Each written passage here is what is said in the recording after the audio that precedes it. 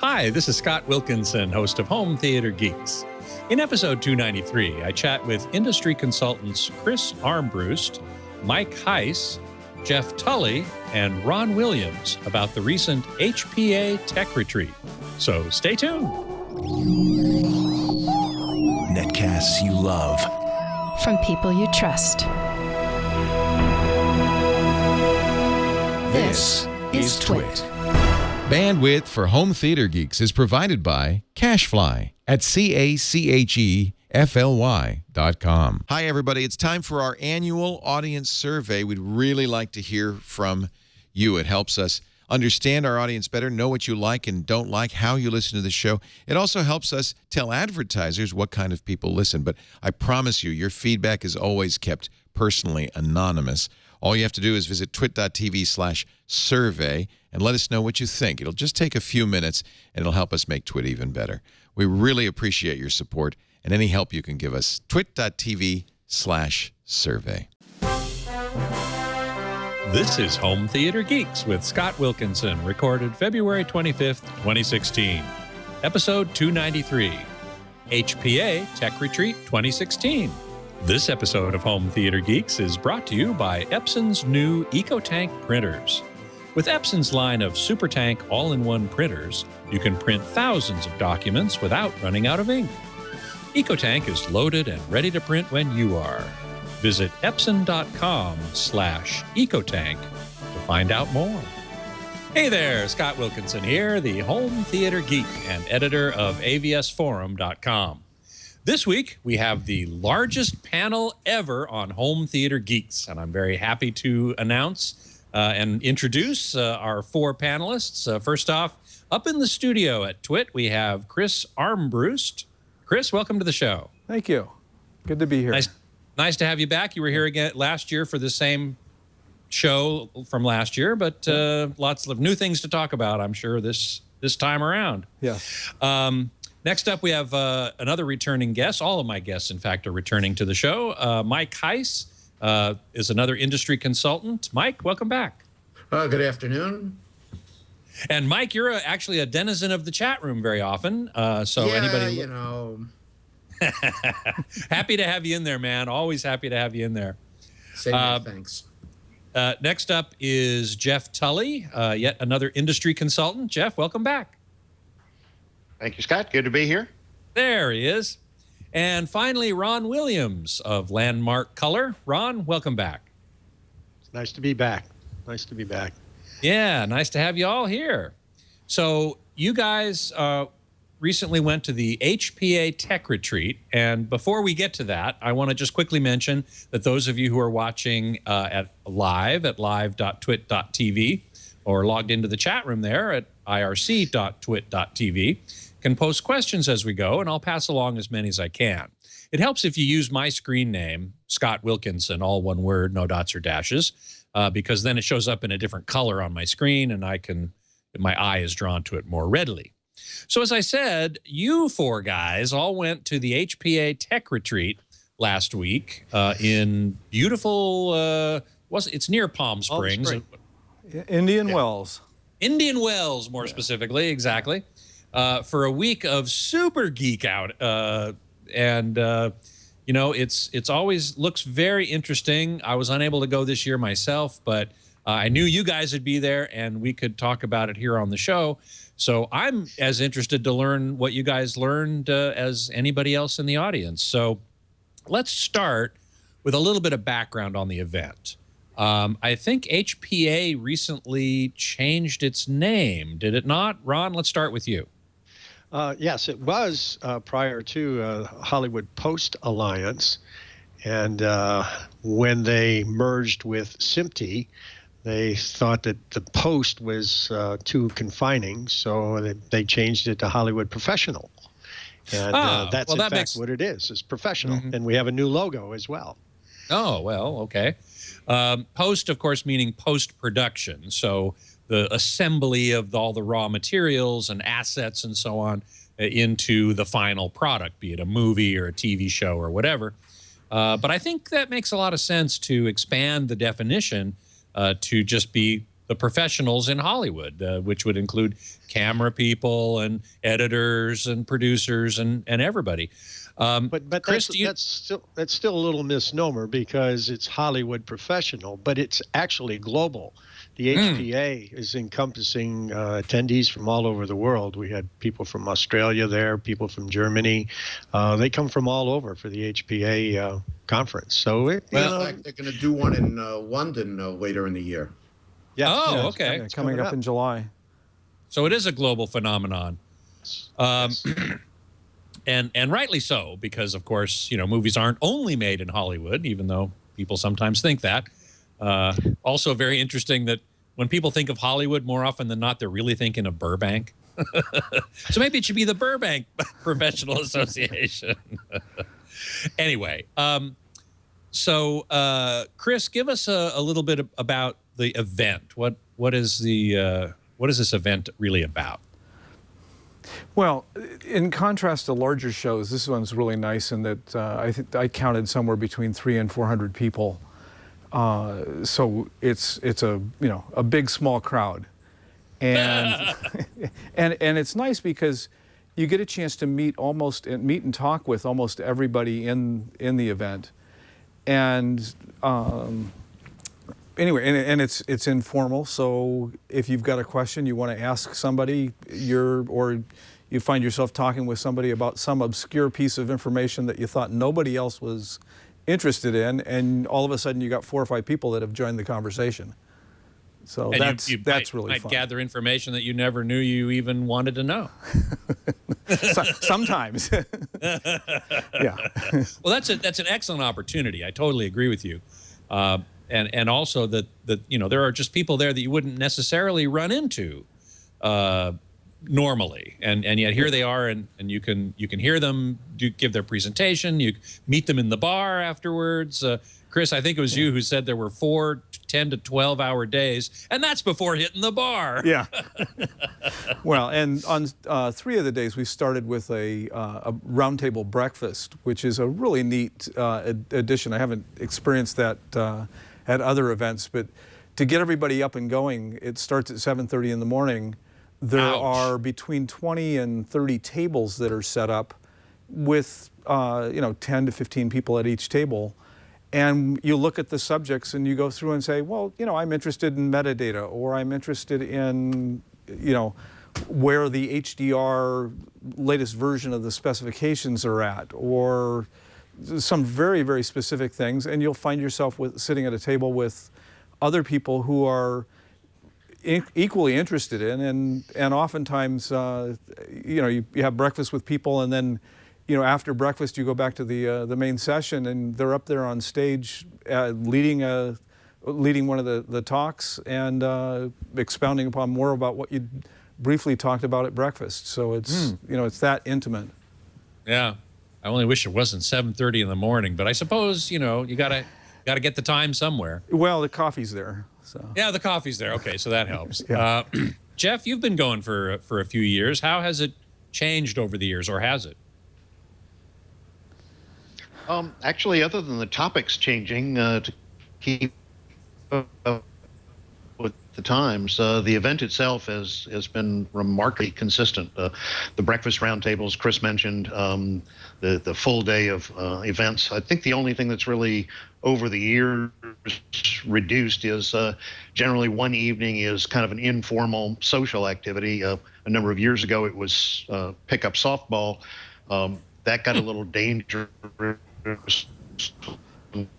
One of the participants actually broke a collarbone trying to make the base at first base.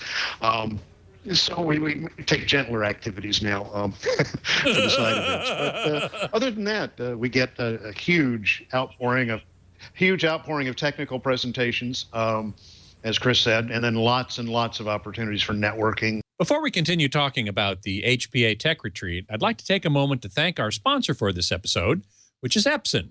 Epson's revolutionary EcoTank line of printers for home and office introduce a new age in printing.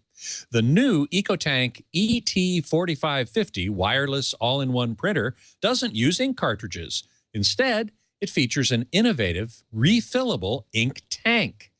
It comes with enough ink to print up to 8,500 pages, equivalent to about 50 ink cartridge sets. You're loaded and ready to print for up to 2 years.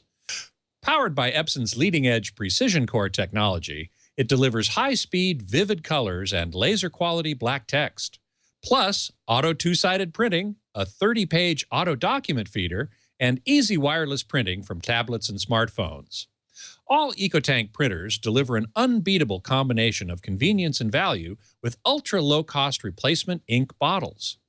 Now you have the freedom to print without running out of ink. Visit Epson.com/EcoTank today to transform the way your office, home, or work group prints. For best combination of ease and value, turn to the new Epson EcoTank printers.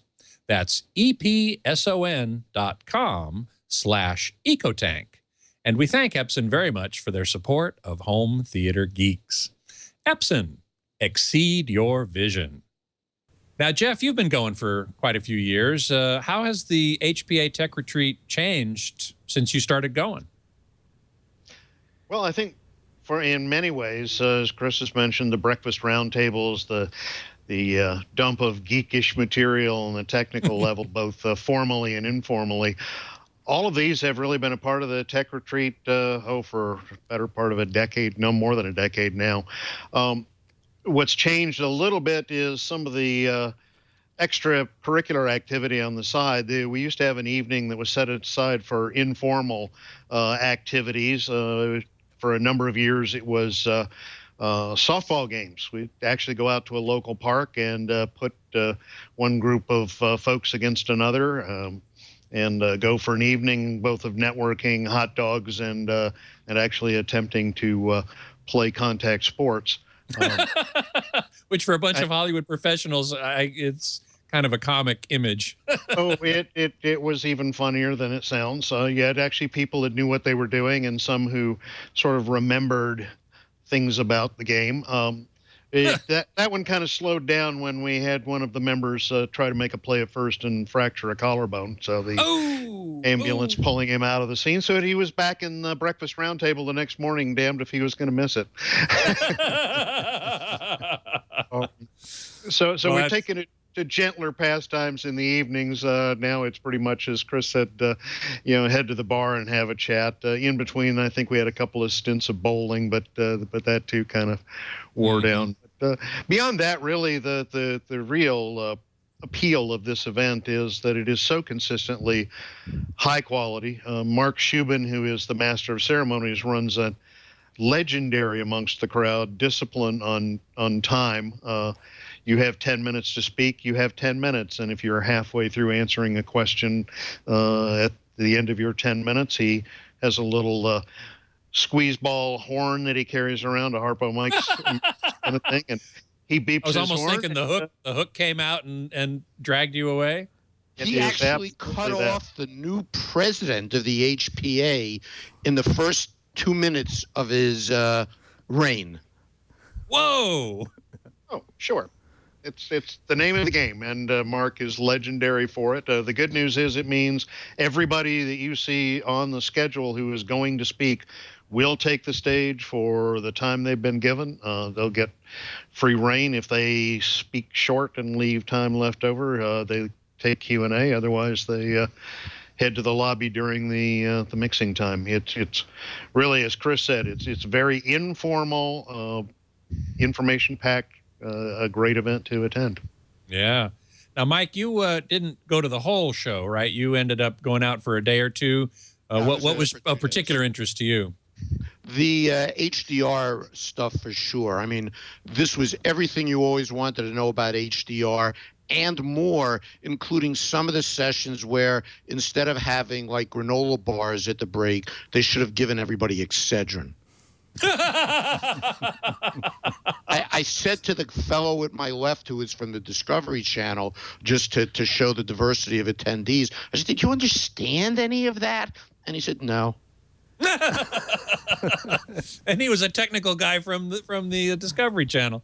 Yeah. Well, this is certainly one of the major topics that I want to cover today because, HDR, high dynamic range, is a really critical part of the Ultra HD, or what many people call 4K experience now, that is just starting to become available. We have HDR in the commercial cinema with Dolby Vision, which is one type of HDR, but we're starting to get it in the home as well. And so I'm sure interested to hear what people had to say about HDR and the whole Ultra HD, the move towards that. I forget which one of you wrote to me in preparation for this show and said that UHD is a triad of higher resolution, what's really sort of a misnomer, 4K, HDR, and wide color gamut. Let's see, Mike, was that you? I actually sent a piece in Chris on that. sent. Okay, very good. But I think we all pitched in on it. Yeah, some of the terminology. No, but I'll. Yeah. Okay, sorry, Mike. Chris beat you to it. Okay, so Go ahead, Chris. so anyway, so with Ultra HD, I mean, there has been a whole discussion of what do we call this new set of technologies, and the name is seeming to come out as Ultra HD, and I think I heard a new term called Ultra HD Premium, and it's a way of educating and promoting to the consumers. But it really consists. Last year, it was talked about as maybe a four-legged stool. And this year, people are saying, well, maybe it's a 3, and there were some people who were saying it's a 2. And basically, if you look at the video space of the Ultra HD, you've got the 4K or the frame size. You've got the wide color gamut, which is giving you more rich colors than we've had in the past. And then we've got the high dynamic range, if I haven't mentioned that one already, which is the lights and darks. And a lot of discussion there about how bright the TV can be. And, so there were some newest standards announced that saying that some of the LCD with an LED backlit displays will have 1,000 nits. And that's to compare with today where we're up at basically 100. And then OLEDs get a little bit of a break and they can go to 540 nits. And then on the low end, there's some numbers there that are basically is how dark is dark, or when is black.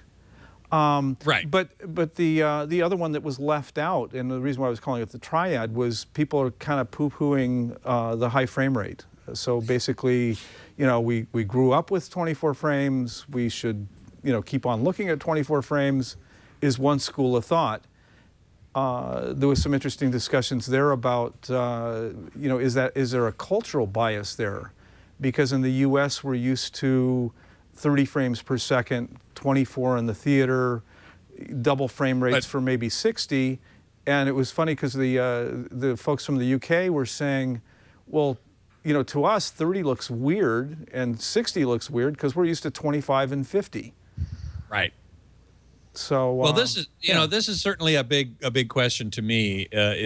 And I agree with you. It seems like high frame rate has kind of, taken a back seat to these other things. And while the other things, high dynamic range, wide color gamut, are really important, I think high frame rate is too. But there seems to be less sort of talk about it, buzz about it, because a lot of people say, no, we want to keep 24 for movies because that's what we've had for 100 years. And I'm not quite in that camp. I've seen high frame rate. By the way, did they show any high frame rate examples at the tech retreat?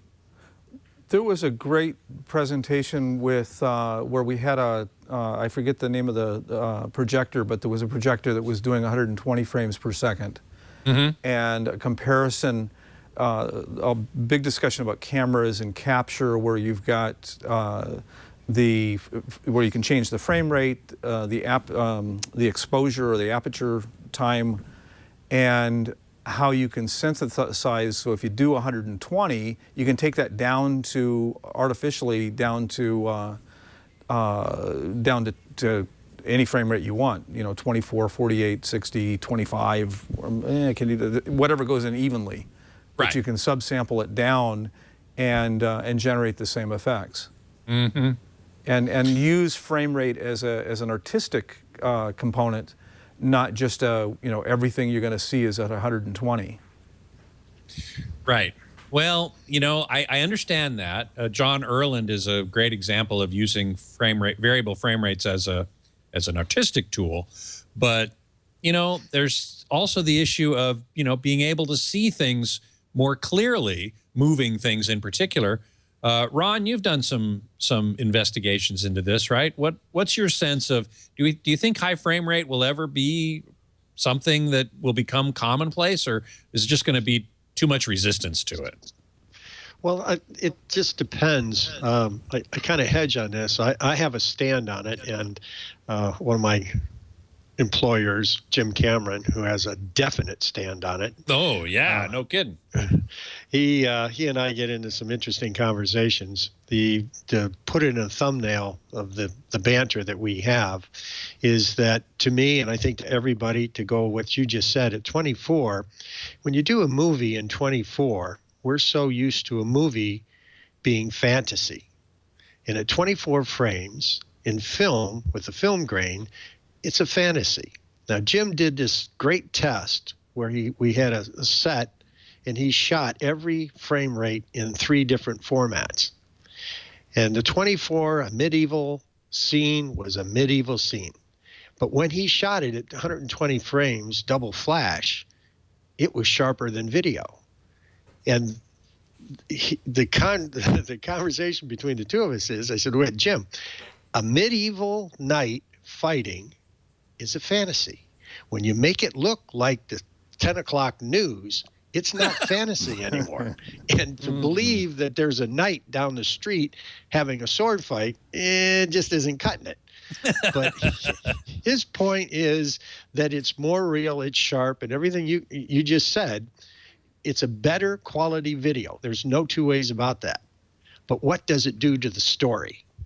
My opinion is that in the slower frame rate, you go back into the fantasy, because everybody knows the difference between, except for the one Hobbit at 20 or at 48 frames, but at 24 frames, the Hobbit is a fantasy, and it's not like a video on the 10 o'clock news. So there's the contrast. To me, it's a creative tool that's used to do something. So 48.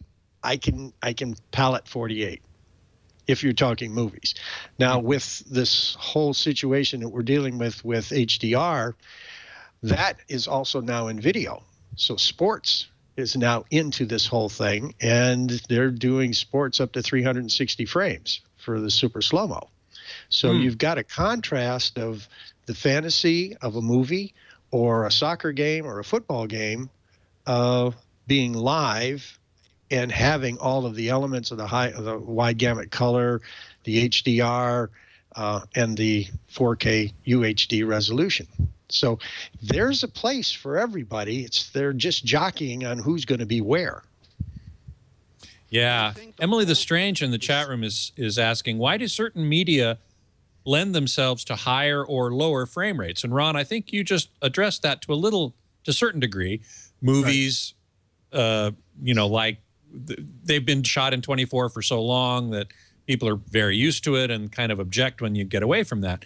Video is shot at a slightly higher frame rate, and that's why when you shoot a movie at a higher frame rate, it often looks like it's on video, and a lot of people object to that. So I think the answer to your question, Emily, and you guys, anybody wants to jump in here, that it's really more of a what people are used to in given media rather than what the medium itself can do. Anybody want to jump in on that? Scott, it's somewhat like, I don't want to get into the audio thing, but people who think that vinyl records are better because that's what they're used to. And the same somewhat holds through here. I asked the cinematographer once, I said, well, now you finally get rid of fractionals in 24 frames. And he said, no, that's what the cinematographers and the DPs want. And that's the DPs and cinematographers that are today, because the ones that are growing up and playing video games and looking at their phones, 24 frames per second, where did that come from? You're used to, you know, you look at the reviews for different game machines, and it's how many frames per second can I get?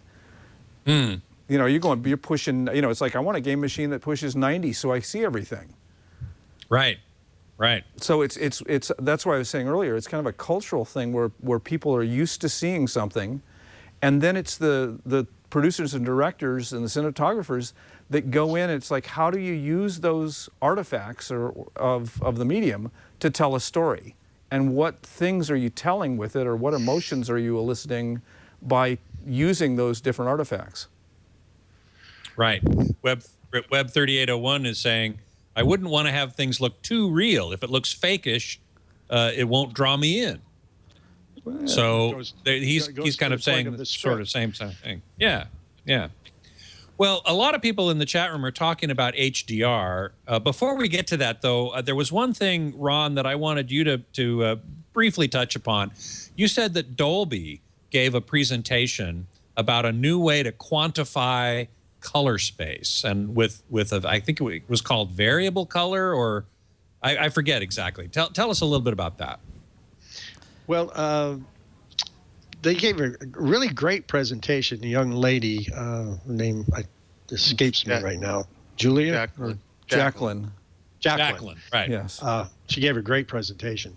They're looking at the conversions of YCBCR and the RGB and where the color space is and what is actually needed for the bandwidth of each of the colors to give a full gamut color representation. And by the way, just let me quickly interject here. YCBCR and RGB are two different mathematical ways of representing color. And that's, in fact, what color space is. People often use the word color space to refer to the range of colors that can be reproduced, but that's more technically called color gamut. And color space is how you describe those colors mathematically. And YCBCR is one way to do it. RGB is another way to do it. There are a bunch of them. So I just wanted to make sure everybody understood that particular point. Well, on the professional side, we traditionally do the RGB. We carry the separate red, green, and blue. But then when we go to encode it or to distribute it, it gets parsed out to YCBCR, and Y meaning luminance, and the color red and color blue. They're colored in subsets. You know, and another mathematical way is we have 420, 422, and 444, and that's a mathematical way of saying how much of the color and the frequencies are carried through.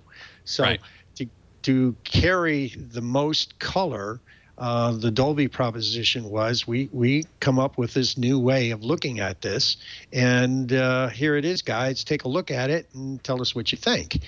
And I think that was the guys here also can confirm that was a hell of a presentation, and it caused a lot of conversation in the hallway. Which is probably where most of the really interesting stuff happens, is in the hallway, huh? Well, they don't let us talk in the room. I suppose that's true. Yeah, especially with Mark Shubin with his stopwatch and his horn. Right. Jeff, I know you were there the whole time. What impressed you the most in terms of the topics? I imagine HDR was certainly among them. Yeah, I think the HDR this year was really the topic du jour. There were side issues, encoding, like Ron is saying, but HDR got brought up right from the pre-conference day. Actually, there was one of the color scientists who attends each year and does a Monday session, Charles Poynton. Last year, by the way, was speaking on high frame rate and got a lot of conversation going in that space. So it's not that topic hasn't been covered in the tech retreat. It was, as Chris mentioned, brought up a little bit this year. But high dynamic range, I think, is we've kind of followed on the theme that all of us saw at the Consumer Electronics Show.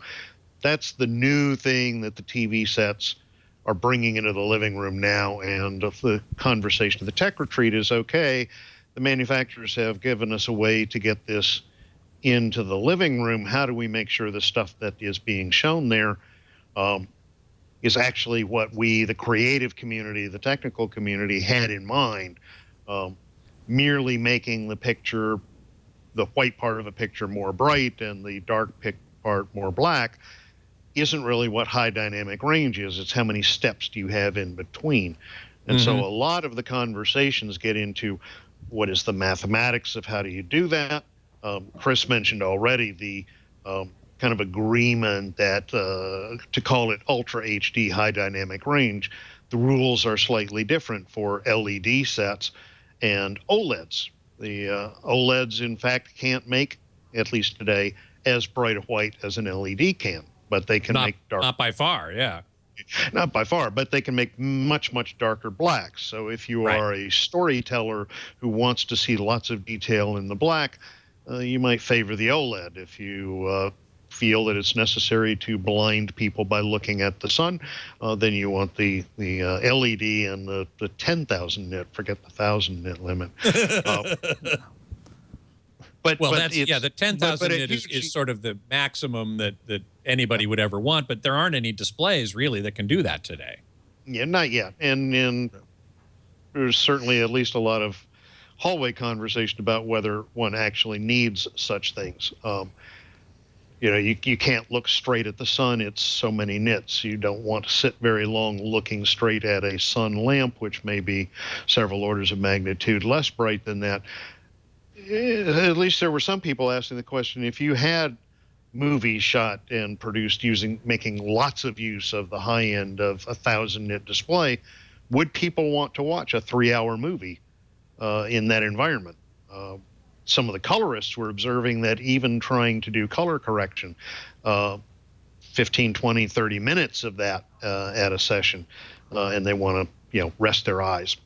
So there's a lot of issues that come in and around that whole topic area, and they were up one side and down the other at the tech retreat this year. Sound Pro 69 in the chat room is saying, as was mentioned in the comparison with vinyl, would this high dynamic range discussion not reduce itself to the question of whether the medium should be a reproduction or a palette, that is, a set of tools that one could use or not necessarily? Do we want to be able to do we want the most able tool or the most evocative brush? That's kind of an interesting question. Mike, you got any response to that? Yes. Okay. The first thing I wanted to throw in is the new color representation instead of YCB-CR proposed by Dolby is ICT-CP, and it's really obscure color science that has to do with how the eye perceives color. And what they also wanted to do is assure linearity and conformity given this new range of colors that you have. But here's a quote from one of the sessions, which is in response to one of the chat room people. HDR allows preservation of contrast, black and white levels, and simultaneously keep preservation of both shadow and highlight detail. So I think that's what it's about. That's exactly right. So that you can see the detail both in the bright parts of the image and in the dark parts of the image simultaneously, which you can't with standard dynamic range. What do you think about Sound Pro 69's idea, though, about whether or not basically it should all be used, or it should be considered a palette where you could use parts of it? Well, there's one interesting comment on that we're still going to be in a dual mode world for a long, long time. Not everybody's going to automatically get an HDR set, and even some of the less expensive 4K sets aren't going to be HK. And here's my Do 4K t-shirt. But an interesting comment on that was something from one of the Dolby people that I spoke to in the exhibit area, which was that when they do these live presentations, the video operator, or what we used to call the guy shading and grading, is going to do it in SDR so that you have, like you used to shoot and protect for Academy ratio, even though you had a 16:9 palette, because if they shaded it, to use an old phrase, for HDR, the guy would just put his feet up on the console and not have to do anything. So he'll look at the HDR, but grade it in the truck for SDR. Now, this you're talking about live broadcast here, right? Yes. Because if you're doing a movie or something, you've got plenty of time in post-production, which is what Hollywood, which HPA, the P was post for a while. In post-production, you can take as much time as you need to grade the HDR version or the SDR version or whatever. But in live performance, like the Super Bowl or an awards show or any kind of sporting event, you got to do that on the fly. And you're saying that what they're going to be doing is actually grading to standard dynamic range and letting the HDR be as it may? Well, to the extent that you want to make sure that you have something that's appropriate for SDR, and then you've got the HDR stuff at either end, and it's there, but they didn't want to monkey with it. And again, that's just what that one fellow from Dolby offered. Well, it's an interesting idea. Scott, doing the live productions, working with a couple camera manufacturers, Grass Valley was showing the HDR camera that they use for live sports, and there are several trucks now going out on the road with the HDR cameras. And for your audience to understand what that is significant about what Michael was saying, is you envision every afternoon on your Sunday football or the college football, half of the field is in bright sun and the other is in the shade, and the video operators are shading. When the player goes into the shade, he makes an adjustment there. And then when I go out in the bright sun, he's, like a one-armed paper hanger trying to get the cameras shaded down so you can see it. Right. Well, with HDR, that is gone. And I think that was his reference. Well, they'd be sitting there with their feet on the console, because the camera will take that 2000% HDR, and the differences between the high range and the low range are now compensated internally. And yes, there would be some shading for the SDR output, but there's a balance there, because you can only make so much adjustment for the standard dynamic range versus the high dynamic range. But to the viewer watching football games, there's that high contrast is now gone, because you'll see the detail and the players running from the shadow into the sunlight, and you won't miss a thing, and they'll both be very sharp and colorful on both sides. So, and properly exposed. Right, and to the consumer, that's the benefit there. And I think at CES they showed the UHD HDR sets. The material I've seen in those demonstrations isn't that great for showing it, because nobody's actually shown an NFL game, on a Sunday afternoon. But that's the true test of it. And I know that Sony and Grass Valley, both their cameras for sports, handle that extremely well. And it's very nice, and they have made recordings, the networks have, and this is going to be really great. As soon as we can figure out how to get it from the truck to the home, it'll be great. But right now, there's no way of getting it there. Well, and that we're going to talk about in a minute, ATSC 3.0, as one way to do that. Compter in the chat room asks an interesting question that I wrestle with a lot, and I would love to hear what you guys think about it. Chris, let's start with you. Is there a format war between the different types of high dynamic range that we end up with at home? There are two primary formats. One is called colloquially HDR10, which is the open SMPTE standard, and the other one is Dolby Vision, which is from obviously Dolby, and it is a proprietary standard. And some TVs implement one, some implement the other, some implement both. Chris, did you hear anything about these different standards for high dynamic range, and whether the Hollywood professional community is going to be tending towards using one or the other? I didn't hear specifically which one. I mean, there were presentations on the different ones. I'm not sure which one's actually going to be used. I would say that Dolby has done a spectacular job in promoting their proprietary solution, and this presentation that we were talking about earlier with the color, they've done a lot of research, built it into a lot of their standards. The real thing that I'm seeing happen, though, is that there's a reluctance to adopt the standards that are proprietary. And so even though technically Dolby's looking really strong, some of these open standards are actually getting more traction. Scott, there's the HLG, which is a collaboration between NHK and the BBC. Right. And that's HLG stands for hybrid log gamma, which actually, interestingly, combines some elements of the old gamma curve, which is what it was used with standard dynamic range, and the newer what's called EOTF, electro-optical transfer function, which is the way in which a TV or a display responds to brightness information coming into its input. So if it says, I want you to be black and then slowly go up towards white, how is the light output from the TV going to actually respond to that? And this HLG is a kind of a relatively newish thing. At least I didn't know about it until last October at the SMPTE Tech conference. And that's another one that's vying for the part of the pie, right? Yeah. Well, Michael was referring earlier to the Tylenol or the aspirin. Because yeah, right. Basically, what you've got is you've got everything from sensors in the cameras to how are you going to transfer that through the distribution pipeline to how is it going to be displayed, and then what's the human perception of that. And you've only got, it's either 10 bits or 12 bits or 16 bits. And what's being discussed is it's not a linear relationship. And if you do a linear, then you lose important parts of the information.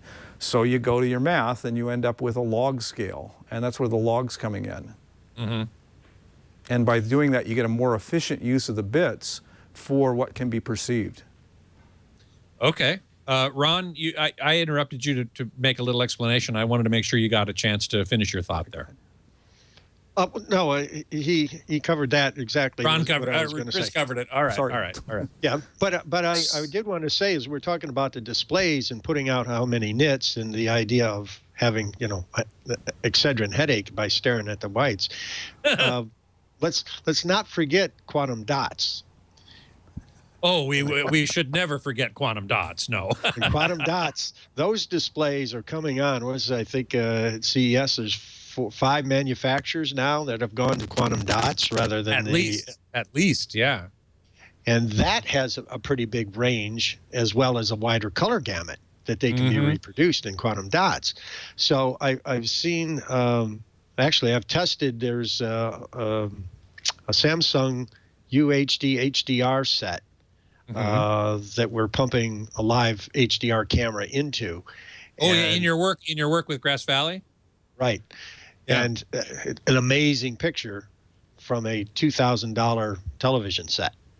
But then, Ron, isn't the flip side that you can get the brightness out of the quantum dots, but you can't get the black, and that's sort of the big discussion between the two technologies.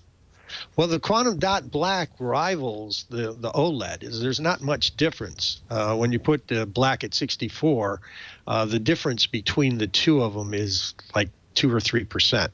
I don't think the consumer would have a perceptible difference in which one was which. But what I like about quantum dots is because color reproduction is so true, other than what the color LEDs can put out, because they're now not really going to the specification that's in 2020 or 2085, either one, but they're saying it's a percentage of. But I think that's why the TV manufacturers went to quantum dots, because they can push it right out to the full, if you're going into 2020 world, which is a specification number, you're getting better color. So in our testing with a regular TV set, it is actually better than what we're doing with some of the very, very expensive professional monitors that are $35,000 a monitor. I'm doing the same thing with a $2,000 TV set. Yeah. So the consumer televisions, I think, again, like several other areas in past history, have now pushed the professional industry into something that they weren't aware of. I I mean, we had to drag the professionals on HDMI several years because they were, we got to run 3 coaxes for it because that's what's better. No, just plug the HDMI and let's move on. So there are several things in the consumer world that are really good standards that the professionals are taking a while to get into. And I think the TVs that are out there, the UHD, 4K, and I didn't give my speech yet about that. Please, Scott, go right ahead. Scott, the 4K on TVs and television drives me nuts. And for the people who are listening, 4K is 4096 by 2160p. That's the resolution, horizontal and vertical. UHD is 3840 by 2160p. So there's a little difference. And the difference is the 3840 by 2160 is actually quad HD, which is very easy to put together and to transmit whenever they can transmit it. 4096, that's data, and there ain't a damn thing you're going to be able to do with that. But 3840, which is UHD, we can do things. There's standards, the ATSC standards and things. Everything's written for 3840 by 2160. So and 3840 by 2160, as you say, is quad HD, which means it's relatively easy to upscale an HD signal to quad HD, to UHD, because it's merely multiply by 2 in this direction, multiply by 2 in this direction, done. Right. And in production, that's 4K cameras, whether it be the true 4096 or the 3840, although we're not broadcasting it, it's a production tool because the cameras that are shooting that area of the field, they go in now and they do a pan and scan, and they're pulling 1920 by 1080 out of that frame, and they're getting a beautiful HD out of the 3840 because obviously, as we said, 3840, you're not going to do anything with it these days. But as a production tool, it's very viable, and there are a lot of UHD cameras in sports just, to do this pan and scan and zoom. To be able to zoom in. Yeah, exactly. UJ in the chat room mentioned something about, is asking something about blacks between OLED and quantum dot. And this was something I wanted to bring up as well. In my view, quantum dot it does not necessarily impact the black level. It's really the backlight. The quantum dots are used in LCD TVs, and they allow you to get a much wider range of colors because they're very tunable. We've had a couple of shows. I've had a couple of shows here with folks on from quantum dot companies to talk about that. But really, the black levels come from the backlight of the LCD TV. And if you can get that backlight down and control it very well, then yes, you can get black levels that are very good. But this is, I don't think they're still quite as good as OLED, because OLED is a direct emissive technology, and you can just simply shut off a pixel and it's totally black. Yeah, you just turn it off. Yeah, right. It's dead. It's not there, and that's as black can be, considering the surround that you're viewing in. Whatever that display, the surround is how black that black is. It's just like with plasmas; they were always able to do pure black to some extent because it's an emissive display, where the LCDs couldn't. Right, exactly. Chris, you were talking, I think it was you, was talking earlier about the environment. And certainly I think Mark Shubin made a point that you have to watch out very carefully, particularly with high dynamic range and very low black levels. Even in a commercial cinema, you have to watch out for your exit signs and the little lights that light the way to the aisles and so on. That is becoming more of a problem and more of an issue to contend with, isn't it? Yeah, I mean, there was a big discussion over what the studios, what the mastering studio should actually even look like, whether there are white walls or black walls, and even to the point of what people should be wearing as they're doing it, because the displays, when they're dark, will actually pick up your reflections. And the difference between the LED displays, I think, was LED LCD displays was, I think was it 0.05 nits, and the other was for OLED was 0.0005. Correct. And which is another way of saying, it's dark, it's black. And, really, really dark. And so it's that whole contrast ratio of the brightest, the 1,000 nits to the 0.05 nits, and the 540 nits to the 0.0005 nits, where OLED says they've got a higher contrast ratio. But again, it's that, it's not only the production environment, but it's also your playback environment. And are you going to be able to see that if the room's too bright, if there's different things that are being reflected back into the display? You're actually going to miss part of the presentation, miss part of that emotional impact that is trying to be conveyed. Exactly. Sorry, Mike. Hang on one second. I just did a quick calculation. The Ultra HD Premium spec for high dynamic range for LCD is 1,000 nits peak, 0.05 nits black, which is about a 20,000 to 1 contrast ratio. With OLED, it's 540 nits peak, 0.0005 black, which is just over 1,000,000 to 1 contrast ratio. So the OLED is still going to win on the contrast ratio, but you're going to have to really control your ambient light much more with an OLED than you are with an LCD, and even a quantum dot LCD, because it's so much brighter. Well, and with that brightness, you've got if you're wearing a white T-shirt, it's going to reflect back into the screen. Yes. That was what was in Mark's presentation. Just to insert something, one of the funnier aspects, but still true, is he showed the optimal viewing environment as somebody wearing a stocking mask like they were Navy SEALs, and suggesting somewhat humorously that that's what you should be wearing when you're doing this.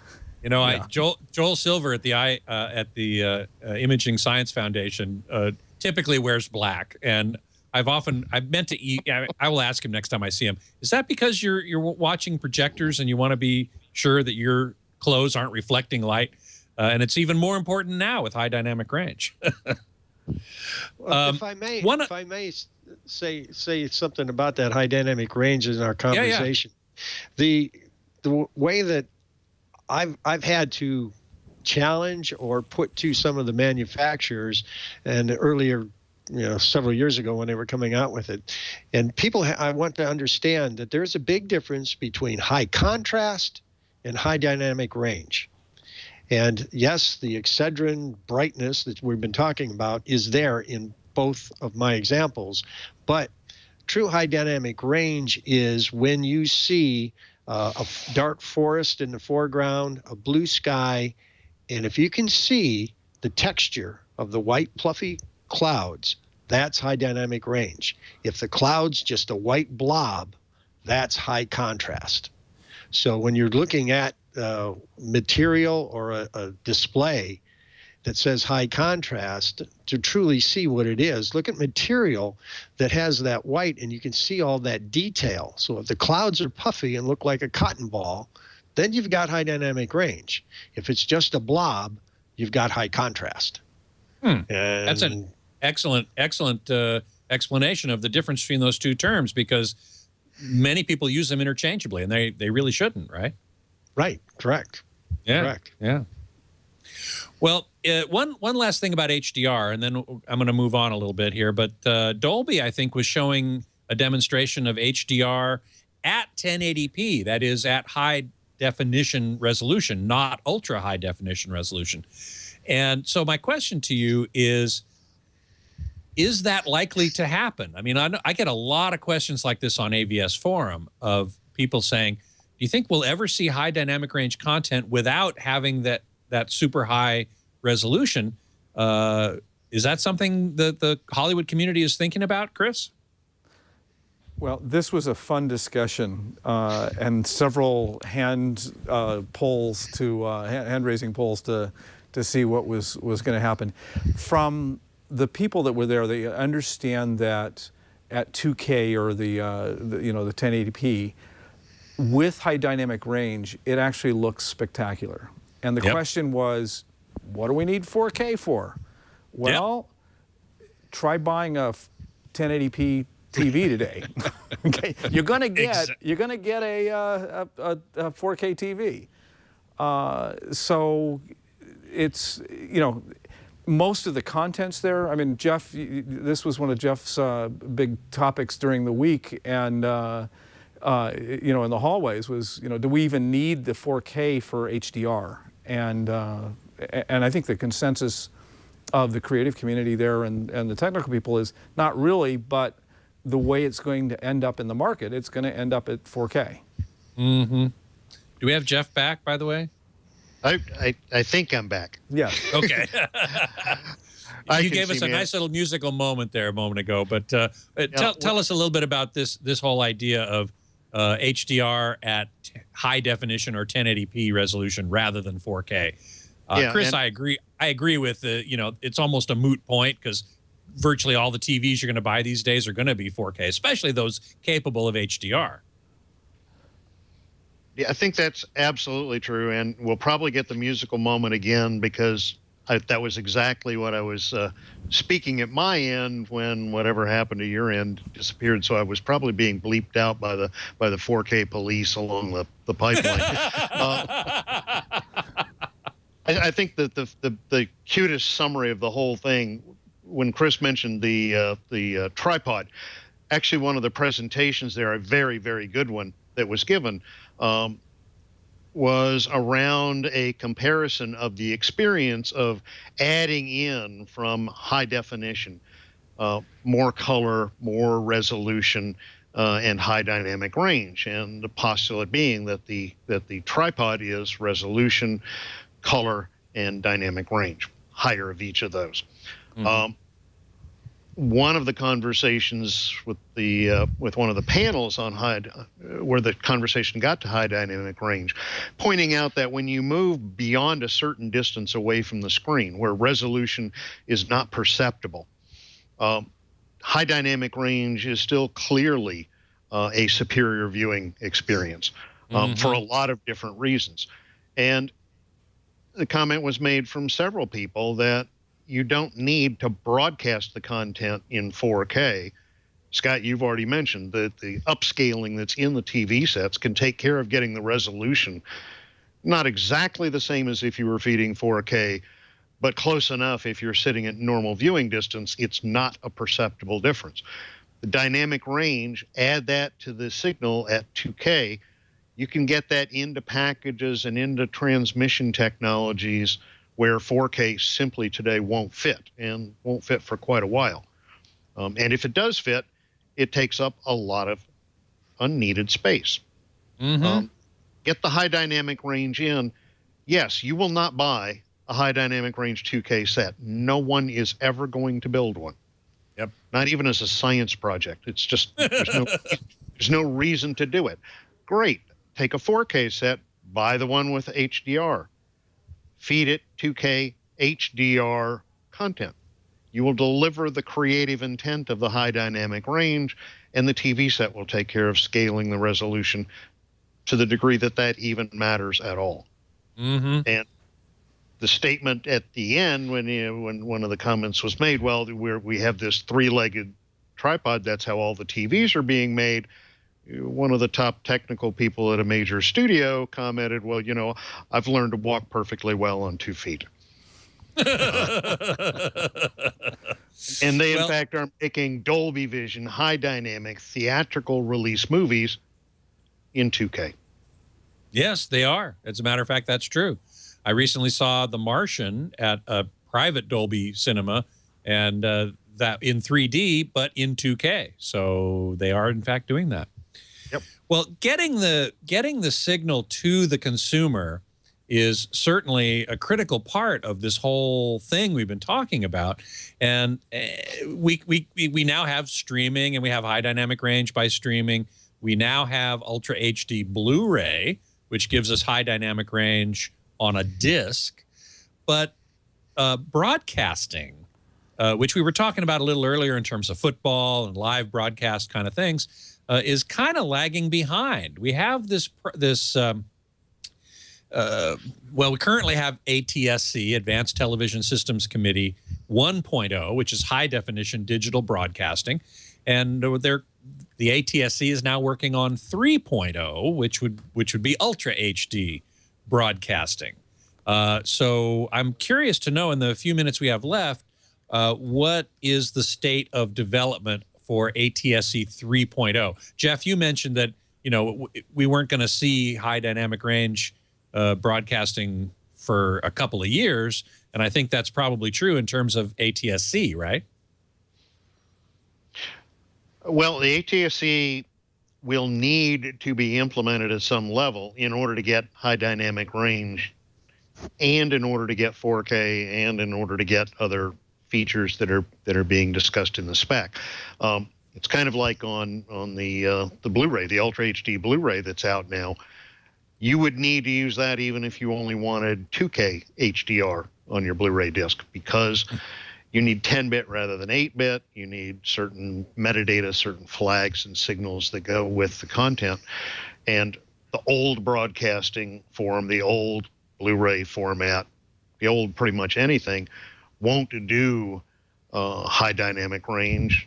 They won't easily do high frame rate. They won't easily do extended color gamut. So you really do need some of these standards-based things to be finished and implemented before any of these various features of what we call Ultra HD end up in the living room at the TV sets. Mm-hmm. Yeah. So anybody else want to jump in on where are we with the ATSC? When are we going to actually see broadcasting, or will we even? Can you guys hear me? Yes. Yep. Okay, good. I apologize for all the computer trouble. It sounds like it's sometime late 2017, if the standards are all agreed to, which they haven't been yet. The audio standard is not done yet, and it's going to be a migration, not a migration, not a transition. It's not going to be a quick cutover the way the HD revolution was done. Mm-hmm. So there's still some questions about it yet.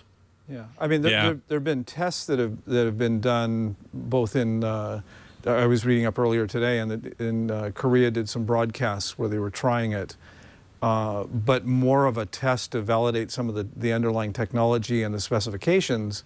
But it's not to the point where it can be rolled out into products. And then, they were talking about, one of the little issues right now is an ATSC 3.0 receiver or a box is going to run, right now the bill of materials is sitting at $150. And that's the cost for someone to actually build one, not the cost that it would cost. It would cost yet more if somebody built one today and somebody then sold it to a consumer. It would cost more than that. Yeah, that's what it costs the factory to build it, not including R&D, marketing, distribution. There's nothing. That's just the raw cost. That's the cost of the sand. Right, the cost of the sand. Which, as Mike said, you're not going to see $40 converter boxes like we did with the transition from analog to digital. Yeah. The other thing is, to me, this is, you were saying, Ultra HD Blu-ray, as it's available. And my question is, can you buy one of those yet? I mean, you can. Yes. Yes. And can you buy a player? Yep. Yes. And who's got? And the other ones, who's got one? Well, Samsung is the only company that actually sells an Ultra HD Blu-ray player now. It's called the UBD K8500, and it is available for sale today. You can go to Fry's. There are 2 or 3 titles, I think, out that you can play on it. And the studios have promised over 100 by the end of the year. So, yeah, because that's, I mean, the point I was trying to make there is that really where this is going to be rolled out is in the over-the-top services. It's going to be rolled out with Netflix and and Amazon and Google's presentation of it, and those pipes are more flexible. They're not restricted to standards committees. If Amazon wants to support a certain codec or use, Dolby Vision technology or another standard or their own that they've invented, they can do that. They control the whole pipeline, and it will connect to your, their HD their HD Ultra HD player will connect to your Ultra HD display, and that's a closer connection that you can actually get Ultra HD content. And Scott, if you'll take some of the outtakes from today's session where apparently I disappeared in a screech of sound and Michael came in and out.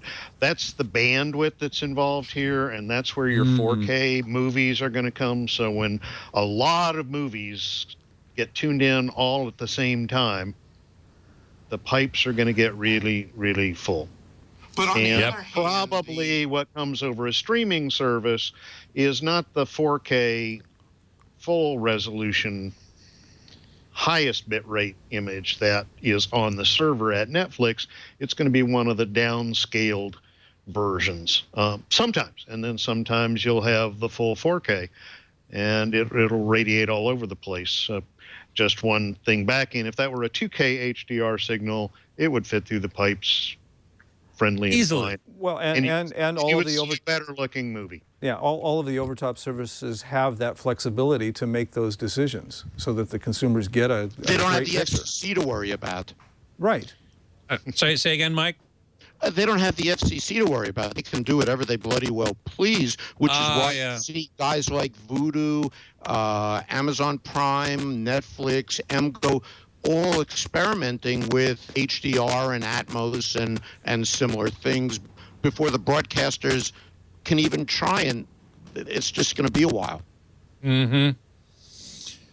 Well, listen, we've covered a bunch of ground. There's so much more to talk about, but I think it'll have to wait for another time. I want to thank everybody here for providing some incredibly valuable insight into the professional world from the HPA Tech Retreat. Let's start with Chris. Thanks so much for being here, and thank you for being up in the studio where there was no problem whatsoever. Yeah, nice comfortable seat too. Yeah, even that. Yeah. And your website is Marin, MARIN -digital.com for anybody who wants to look up more about what Chris is doing. Mike Heiss, thank you again for being here. Fine. My apologies for the computer nonsense.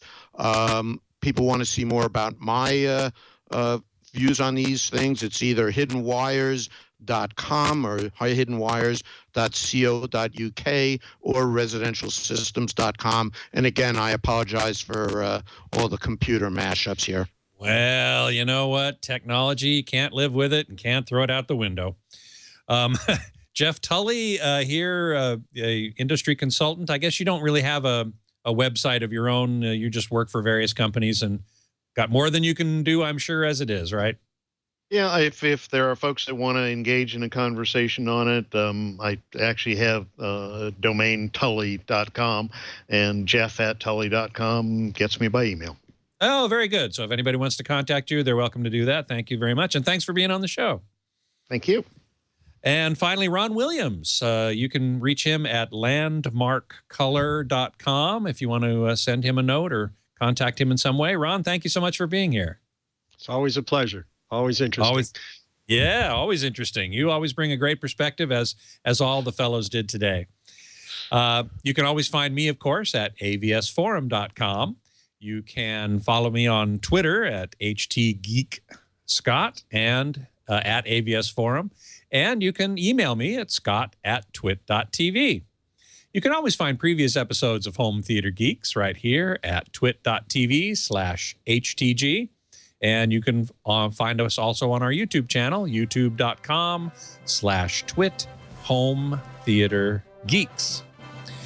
Next week, I will be answering questions from the chat room with my colleague at AVS Forum, Mark Henninger. So be sure to get those questions ready because we will be taking as many as we can about this wonderful world of audio and video and home theater. So I do hope you will join us. Until then, geek out.